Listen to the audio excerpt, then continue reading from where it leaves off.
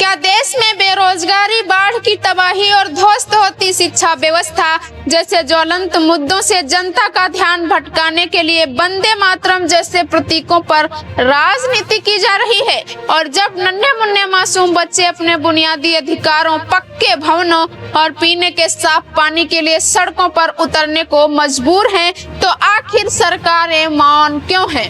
Bahujan Samaj party की राष्ट्रीय अध्यक्ष और उत्तर प्रदेश की पूर्व मुख्यमंत्री बहन कुमारी मायावती जी ने सोशल मीडिया प्लेटफॉर्म एक्स पर दो बेहद महत्वपूर्ण और कड़े बयान देकर देश की राजनीति और चरमराई शिक्षा व्यवस्था पर कई गंभीर बड़े सवाल खड़े कर दिए हैं। नमस्कार साथियों, मैं हूं सुषमा गौतम और आप देख रहे हैं भी मिशन यूपी।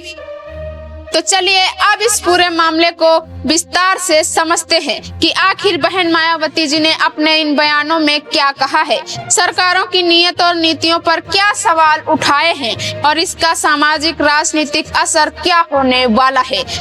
बात सबसे पहले उस बयान की करते हैं जो राष्ट्रीय गीत वंदे मातरम के गायन को लेकर छिड़े नए विवाद पर आधारित है। बहन मायावती जी ने स्पष्ट शब्दों में लिखा कि वंदे मातरम के पूरे गायन या इसके शुरुआती दो छंदों को लेकर जो राजनीतिक घमासान मचाया जा रहा है वह पूरी तरह अनुचित है। उन्होंने इस बात पर ध्यान दिलाया कि संसद में इस विषय पर कानून पास होना कोई नई बात नहीं है, ऐसा पहले भी होता रहा है, लेकिन बात सिर्फ यही खत्म नहीं होती। बहन मायावती जी ने सरकारों की कार्यशैली पर प्रहार करते हुए एक बहुत बड़ी बात कही। उन्होंने कहा कि चाहे केंद्र की सरकार हो या राज्यों की, कमियों पर पर्दा डालने के लिए एक दूसरे के बनाए कानूनों को बदलने में लग जाते हैं। यानी सीधा आरोप यही है कि जब भी सरकारें अपनी विफलताओं को छिपाना चाहती हैं, वे ऐसे भावनात्मक और विवादित मुद्दों को हवा देने लगती हैं। बहन मायावती जी ने याद दिलाया कि इस समय देश बेरोजगारी से जूझ रहे युवाओं, जेन जी यानी युवा पीढ़ी और बाढ़ की संकट का सामना कर रहा है। ऐसे में सरकारों की पहली प्राथमिकता इन बुनियादी समस्याओं का समाधान होना चाहिए था, न कि विवाद खड़े करना। अब आते हैं उनके दूसरे सबसे बड़े और संवेदनशील बयान पर जो सीधे तौर पर स्कूली शिक्षा और नई पीढ़ी के भविष्य से जुड़ा है। बहन मायावती जी ने जेन-जी अल्फा यानी 2013 के बाद जन्मे नन्हे बच्चों और स्कूली छात्रों की स्थिति पर गहरी चिंता जाहिर की। उन्होंने उत्तर प्रदेश सहित पूरे उत्तर भारत में सरकारी स्कूलों की कड़वी जमीनी हकीकत को उजागर किया। उन्होंने उल्लेख किया कि स्कूल ठीक करो अभियान के माध्यम से आज जेन-जी और स्कूली छात्र बड़े पैमाने पर अपनी आवाज उठा रहे हैं, लेकिन बड़े दुख की बात यह है कि जिन मासूम बच्चों के हाथों में किताबें होनी चाहिए थी, जिन्हें कक्षाओं में सुरक्षित माहौल मिलना चाहिए था, वे आज अपने प्राइमरी स्कूलों में शौचालय, पीने का साफ पानी, पक्के भवन और शिक्षकों की तैनाती जैसी बुनियादी सुविधाओं के लिए सड़कों पर संघर्ष करने को मजबूर हैं।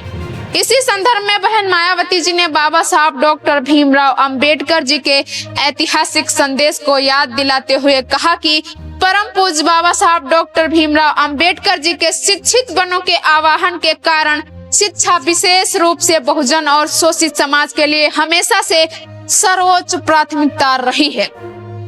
इसी सोच के तहत यूपी में बीएसपी की चारों बार रही सरकारों में बहुजन समाज और दबे कुचले वर्गों के बच्चों की शिक्षा पर विशेष ध्यान दिया गया था, ताकि बाबा साहब द्वारा निर्मित समता मूलक और कल्याणकारी भारतीय संविधान के अनुसार हर परिवार को रोजी रोटी, शिक्षा और आत्मसम्मान का जीवन मिल सके।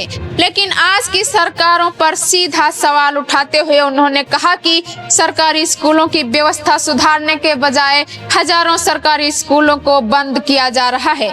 बहन मायावती जी के अनुसार बुनियादी ढांचा खत्म करके एक तरह से इन वर्गों के संवैधानिक आरक्षण को ही निष्प्रभावी बनाने का प्रयास किया जा रहा है।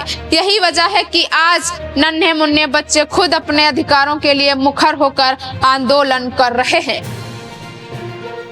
बहन मायावती जी ने सरकारों को सख्त चेतावनी देते हुए कहा कि वे इन मासूम बच्चों की जायज मांगों पर पूरी सहानुभूति, सही नियत और नीति के साथ तत्काल ध्यान दें। साथ ही उन्होंने हिदायत भी दी कि अपने हक की आवाज उठा रहे इन बच्चों के खिलाफ किसी भी तरह की पुलिसिया कार्रवाई या बल प्रयोग से पूरी तरह बचा जाना चाहिए।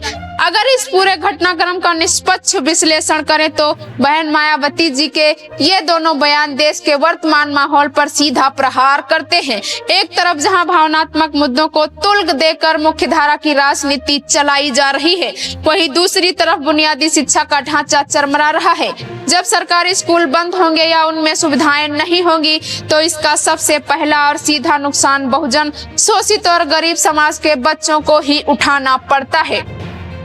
तो साथियों, इस पूरी खबर का निचोड़ यही है कि मामला केवल बयानों तक सीमित नहीं है, बल्कि यह देश की प्राथमिकताओं का सवाल है।